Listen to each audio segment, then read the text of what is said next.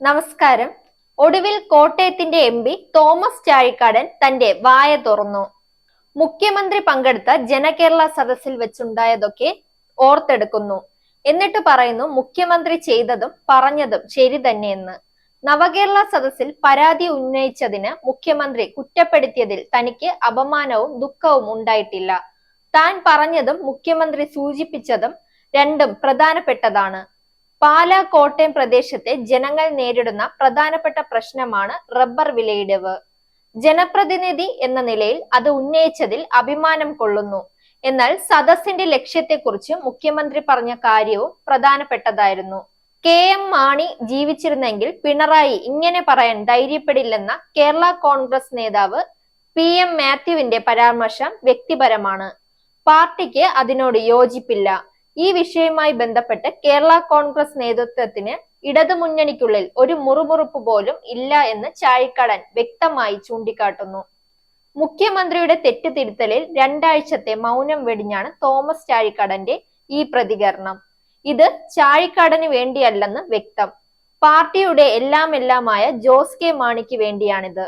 ഇപ്പോഴെങ്കിലും പ്രതികരിച്ചില്ലെങ്കിൽ അടുത്ത പാർലമെന്റ് തിരഞ്ഞെടുപ്പിൽ കോട്ടയം സീറ്റ് തനിക്ക് കിട്ടില്ല. ജോസ് കെ മാണിക്ക് രാജ്യസഭാ സീറ്റിൽ തുടരവസരം ലഭിക്കില്ല എന്നു ചാഴിക്കാടന് വ്യക്തമായി അറിയാം. അതുകൊണ്ട് ചാഴിക്കാടൻ ഇങ്ങനെ പറയുന്നു. തോമസ് ചാഴിക്കാടൻ ഭരണകക്ഷിയുടെ ഒരു MP ആണ്.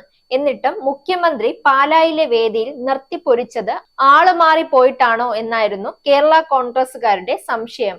എന്നാൽ മുഖ്യമന്ത്രി വേണമെന്ന് കരുതി പറഞ്ഞത് തന്നെയാണെന്ന് വ്യക്തമായപ്പോൾ അത് കേരള കോൺഗ്രസുകാർക്ക് കൊള്ളേണ്ടിടത്ത് തന്നെ കൊണ്ടു. ഇത്രയും കാര്യങ്ങളൊക്കെ സംഭവിച്ചിട്ടും എന്തേ ജോസ് കെ മാണി പ്രതികരിക്കാതിരുന്നത് എന്നതിന് വ്യക്തമായ കാരണമുണ്ട്. പാലായിൽ ഇപ്പോൾ കേരള കോൺഗ്രസിനെ CPM അംഗീകരിക്കുന്നില്ല. കടുത്ത തർക്കങ്ങൾ തുടരുന്നതിനിടയിൽ 2 ആഴ്ചകൾക്ക് മുമ്പാണ് CPM സംസ്ഥാന സെക്രട്ടറി MV ഗോവിന്ദനോട് നേരിട്ടെത്തി ജോസ് കെ മാണിയുമായി കാര്യങ്ങൾ ചർച്ച ചെയ്തത്. ജോസ് കെ മാണിക്ക് കോട്ടയം പാർലമെന്റ് സീറ്റ് നൽകാമെന്ന് ധാരണയുണ്ടായിരുന്നിട്ടും അത് വേണ്ട എന്ന നിലപാടാണ് അദ്ദേഹത്തിന്.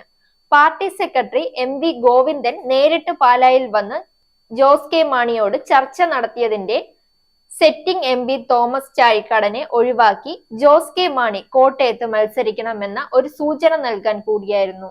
എന്നാൽ നിലവിലെ കടുത്ത രാഷ്ട്രീയ സാഹചര്യങ്ങൾ കൂടി പരിഗണിക്കുമ്പോൾ ഒട്ടും സുരക്ഷിതമല്ലാത്ത കോട്ടയം സീറ്റിൽ മത്സരിക്കാൻ ജോസ് കെ മാണിക്ക് താല്പര്യമില്ല. കാരണം മനസ്സ് നിറയെ രാജ്യസഭ സീറ്റ് തന്നെ. ജോസ് കെ മാണി ലക്ഷ്യമിടുന്നത് രാജ്യസഭയിൽ ഒരു തുടരവസരം. അത് ലഭിക്കണമെങ്കിൽ തോമസ് ചാഴിക്കാടനോ മറ്റെന്തെങ്കിലും കേരള കോൺഗ്രസ് നേതാവോ കോട്ടയത്ത് വീണ്ടും സ്ഥാനാർത്ഥിയാകണം. അതുകൊണ്ട് തന്നെയാണ് ജോസ് കെ മാണി ഇതുവരെ ഈ വിഷയത്തിൽ CPM-നെ പിണക്കി ഒന്നും പറയാത്തതും. ഇപ്പോൾ തനിക്ക് മുഖ്യമന്ത്രിയുടെ പരാമർശത്തിൽ ദുഃഖമില്ലെന്ന് തോമസ് ചാഴിക്കാടനെ കൊണ്ട് പറയിപ്പിച്ചതും. എന്തായാലും പാലായിൽ ഇപ്പോൾ തലയുയർത്തിപ്പിടിച്ച് നടക്കുകയാണ് CPM പാർലമെന്ററി പാർട്ടി ലീഡറായ ബിനു പുളിക്കണ്ടവും പാർട്ടി നേതാക്കളും. കാരണം അവർ ആഗ്രഹിച്ചത് തന്നെയാണ് മുഖ്യമന്ത്രി ചെയ്തതും. പാലാ നഗരസഭയിൽ CPM-നെ ദുർബലപ്പെടുത്താനുള്ള നീക്കങ്ങളാണ് കേരള കോൺഗ്രസ് നടത്തുന്നത്. CPM പാർലമെന്ററി പാർട്ടി ലീഡറായ ബിനു പുളിക്കണ്ടത്തിനെതിരെ പലവട്ടം പാർട്ടിയിൽ പരാതിപ്പെട്ടിട്ടും CPM പ്രതിനിധിയായ ചെയർപേഴ്സൺ ഉൾപ്പെടെയുള്ളവരെ കൊണ്ട് പാർട്ടിക്കുള്ളിൽ നീക്കങ്ങൾ നടത്തിയിട്ടും പാർട്ടിയുടെ പിന്തുണ ബിനുവിന് തന്നെയാണ്. മുഖ്യമന്ത്രി നടത്തിയ പ്രസംഗത്തോടുകൂടി മുഖ്യമന്ത്രിയുടെ മേൽ ജോസ് കെ മാണിക്ക് വലിയ സ്വാധീനവും സമർത്ഥ ശക്തിയും ഉണ്ട് എന്നുള്ള കേരള കോൺഗ്രസ് വാദവും ബിനുവിന്റെ ടീം പൊളിച്ചിരിക്കുന്നു. സാഗ് ന്യൂസ്, തിരുവനന്തപുരം. നേരിന്റെ വാർത്തകൾ നിങ്ങളുടെ വിരൽത്തുമ്പിൽ എത്താനായി സാഗ് ന്യൂസ് ചാനൽ സബ്സ്ക്രൈബ് ചെയ്തും ഷെയർ ചെയ്തും ഒരു ശരിയായ മാധ്യമ നിലപാടിന് നിൽക്കാൻ ഞങ്ങൾ നിങ്ങളെ ക്ഷണിക്കുന്നു.